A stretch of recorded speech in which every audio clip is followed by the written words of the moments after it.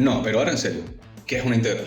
Cuando nos hablan de integral, se nos suele decir que es una suma infinita, un área bajo una curva, pero realmente, ¿qué es lo que significa? Esta está relacionada con la derivada, y aunque no vamos a entrar en detalle en esa relación que existe porque es más complicada que lo que se suele hablar, una cosa rara ahí llamada teorema de Stokes que prácticamente nadie conoce, en lo que sí nos vamos a centrar es en qué significa. La analogía con la derivada la vamos a tener de que al final la derivada no deja de ser una operación que aplicamos sobre la función para que ésta nos devuelva otra función que nos indique cómo cambia la función original. El concepto de integral va más o menos por ahí. Lo que pasa que ahora la función que nos devuelve, la llamada primitiva, es una función que nos indica cómo la original se aplica. Es decir, cómo la original afecta teniendo en cuenta la variable. Vamos a ver un ejemplo. Y para eso vamos a utilizar una función de velocidad con respecto del tiempo, y vamos a ver cuando uno tiene una velocidad y esa velocidad es aplicada a lo largo de un tiempo, lo que hacemos es recorrer una distancia.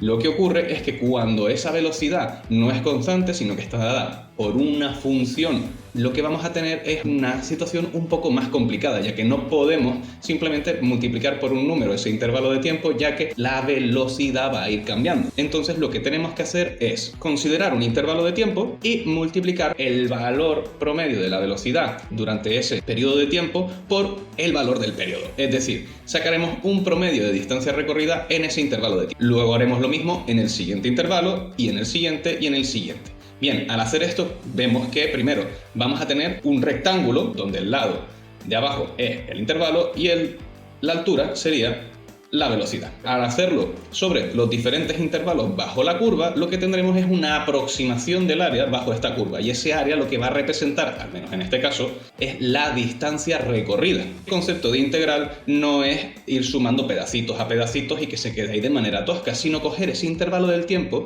y pasarlo de diferencia a diferencial, es decir, hacer que ese intervalo de tiempo sea prácticamente cero, y entonces pasamos de tener una suma a tener una integral. Cuando uno tiene una función y quiere calcular la integral, primero vamos a tener dos tipos de integrales: la que es definida, es decir, integramos entre dos valores conocidos de la variable, es decir, en este ejemplo, un tiempo inicial y un tiempo final, o simplemente hacemos una regla genérica, que estas se les llaman las primitivas, a la cual habrá que añadirle una constante arbitraria. Aquí la clave está en que calcular estas primitivas pues es complicado, y en la mayoría de ocasiones completamente innecesario, porque ya alguien las ha calculado previamente por nosotros, y tenemos lo que se llama la tabla de primitivas, que es equivalente a la tabla de derivadas inmediatas. Y lo que habría que hacer es aprenderse las reglas de integración junto a esta tabla, y entonces proceder a integrar sin necesidad de estar resolviendo sumatorios.